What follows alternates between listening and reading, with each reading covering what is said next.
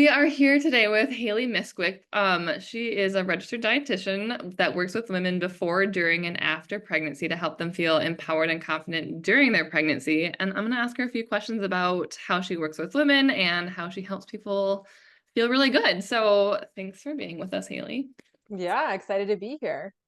Um, okay, first question. What are the most important foods or nutrients that you find that you want women to consume if they're trying to get pregnant or during their pregnancy? And maybe those are same, maybe those are different, but Yeah, so I mean, really, it's going to depend on, of course, the individual person. But overall, we see, I would say, like some of the things that I always kind of see lacked, like welcome to the Midwest. But, usually it's going to be around that fish and seafood space, which is going to provide us a lot of those omega-3 fatty acids, which we know are super helpful for brain development during pregnancy, along with, decreasing oxidative stress during that trying to conceive space. And at the same time, really great for like egg production during that trying to conceive space. I know that we also were chit chatting a little bit about like males. And so a lot of the things, I'll just put like a blanket statement out there, is that a lot of the things that for women we want to focus on in that trying to conceive space for egg quality is going to be very similar for males and sperm quality as well. So just wanted to put that out there so everyone knows that I often guide clients to say, like, if your significant other is able to eat very similarly to you, except, of course, like maybe in a larger volume or whatever that may look like for their needs, they're going to be able to get in those nutrients as well as you for both and really support both of you. So really looking at, I would say fatty fish and, a lot of times too, our plates aren't super colorful. So thinking of colorful produce, again, for the antioxidant part of it, just to really making sure that we're getting in those antioxidants for the energy metabolism, which is going to just be important for like sperm development along with egg quality. And then in, of course, pregnancy, and you think about the other nutrients that come in with like fiber, and all of that great stuff. Um, Also, I would say like protein is something that's often missed. A lot of us have kind of maybe like a carb forward diet, and there's nothing, we do need carbs. I don't want to say that we don't need carbs because I think that's a huge misconception that's out there, but really making sure that we are having protein too or healthy fats with our meals and our snacks is just super important to keep those blood sugars stable, which is important trying to conceive and also during pregnancy, whether that's for like you know um keeping our symptoms in control or like managing our symptoms during pregnancy, but at the same time it's really important for trying to conceive as well to just keep that your hormones at a nice stable space as well. I think that like those are some of the few. I would also say like iron is something that I often see clients come in that have a pretty low iron storage. And we, a lot of times that's also just because of the lack of knowledge in that space of the fact of, hemoglobin can look really well, but during pregnancy and in that try to conceive space, getting your ferritin taken, which is going to show your iron storage, is going to be extremely helpful because the more storage you have coming into your pregnancy when your needs are 1.5 times higher than they are during that trying to conceive space, the more your body has the ability to rely on those stores when it can be tough to be getting those iron rich foods in during your journey. So thinking of those are just some, and then like fat soluble vitamins, also, checking your vitamin D.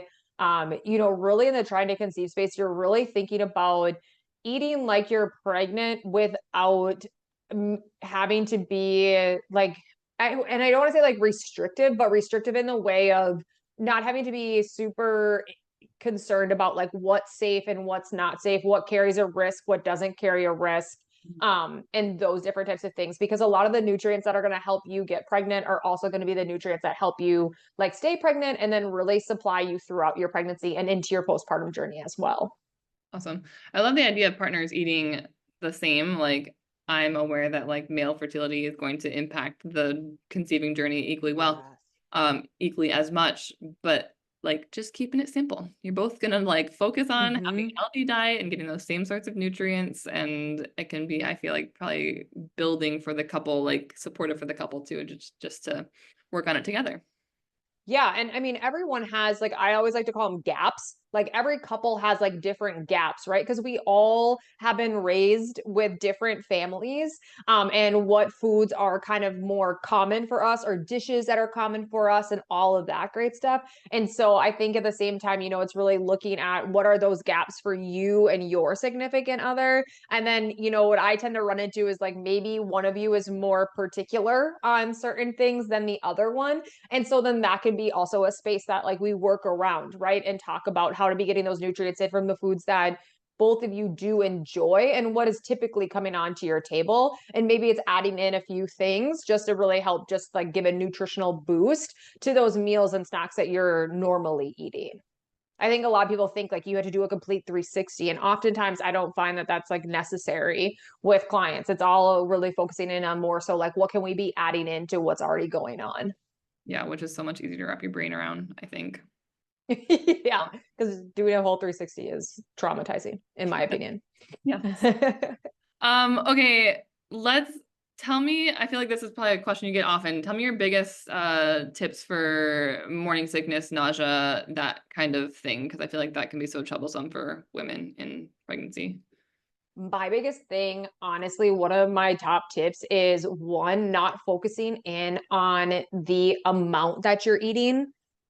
Really getting something in and thinking like really like I think even when we say small frequent meals, I think of more thinking about snacks. Like think snacks when it comes to that beginning part, when you're dealing with the nausea, dealing with the vomiting, really thinking about just snacking super consistently. I always like to say like eating more so by the clock because at the same time at the beginning part of your pregnancy, that appetite may not our hunger cues and our fullness cues change a lot at the beginning of pregnancy because those hormones are they're starting to make some dramatic shifts. And so often I think that that leads us to where we're very confused on whether we're hungry or not because our body's telling us in different ways than it did pre-pregnancy. And so one of the biggest things I say is like eat by the clock for a little while, until you get familiar with how your body's telling you that it's hungry or how it's full, because that just really looks different. And sometimes it can look like having a stomach ache and you really never had those before, or it can all of a sudden be like you are really hangry and like in a bad mood. So really just like eating by the clock, thinking about more so eating snacks. And then again, like really meeting your body with where it's at. Like what is it like when you think like, hey, what do you want right now? Okay, what can I add to that? Right, a lot of times our body's going to be really going towards those carbs. It's very common during that beginning part, like starting the process of building a baby is very energy dominant. And so of course our bodies are smart and know that carbs are going to give it its quick easy energy source that it needs. And so really thinking about the fact of like adding like healthy fats and protein to that carb that your body's really craving and going towards allows those blood sugars to stay stable while you're having those snacks and eating by the clock. And then that is also what's going to help bring down that intensity of that nausea and allow you to also manage it and become more in control of that symptom. I also think too that oftentimes we forget the fact that like sleep and stress can also impact that nausea. I see constantly where clients aren't getting a night of sleep and their intensity of their nausea is a lot worse the day after that. And oftentimes, like we think about how sleep plays a role within our hormones and our hunger and our fullness cues. And it makes so much sense when you think about it, like the science side of it. Because if someone doesn't sleep, just like in that postpartum space, if you're not sleeping really well, a lot of times your metabolism sometimes will like crank up. And because of that, you're often hungrier, right? And so that will then also play in to that nausea in that first trimester, because a lot of times that nausea can really impact a lot of people's sleep too. And so that's where getting those stable blood sugars. And then also think ginger, B6, and you can always talk to your healthcare provider on the B6 side, and magnesium. During that first trimester, the need for magnesium is increased. And we often see the fact that most people who experience nausea also have a magnesium deficiency. I think it's roughly right underneath half of women of childbearing age are deficient in magnesium. Think our soil isn't as rich anymore in those nutrients. And so oftentimes magnesium is going to be needed since it's increased need during that first trimester. And a lot of times they're coming into pregnancy already deficient in that space. So really thinking about looking at those magnesium and B6 rich foods as well to be a part of your little snacks that you're having. And then lastly, I'll just say is when you start getting on a roll of feeling good, don't stop the habits that you've been doing. Because I always see that happens of like, ooh, I've had a few days of feeling good, like back to the way that I was doing things. And that will ultimately kind of bite you back in the butt because that nausea will come back because you're not doing the things anymore to really control it. Love that. That's a really good tip. I could see how with so many things, my body feels good, so I'm gonna go do a bunch of exercise. Like, Yeah, and then it comes back and it's like, oh, okay, that wasn't helpful. So that's the one thing I always tell clients when they're coming to me and they're going, Haley, I'm feeling so much better. I'm like, do not be diligent. Keep going. Keep going. I know it's exhausting, but just keep going. I promise you it's going to be worth it. okay, tell us where people can find you and how they can work with you. Yeah, so you can find me on Instagram at prenatal.nutritionist. I would say that's probably where I'm most active. And then I also have a website at nutritionwithhaley.com where you can find a lot of information there. And I work with people in a variety of different ways. I like to call a hybrid group program called the Nourish Baby and Me Foundations program because I call it hybrid because you're going to get one-on-one with me always because I really believe in that personalized advice. And then you're also going to have the atmosphere of the community aspect of it. And then, of course, like modules and all that fun stuff. So that's just a little bit about where you can find me. Awesome. Well, thanks for your time. Thanks for the Yeah, not a info. problem.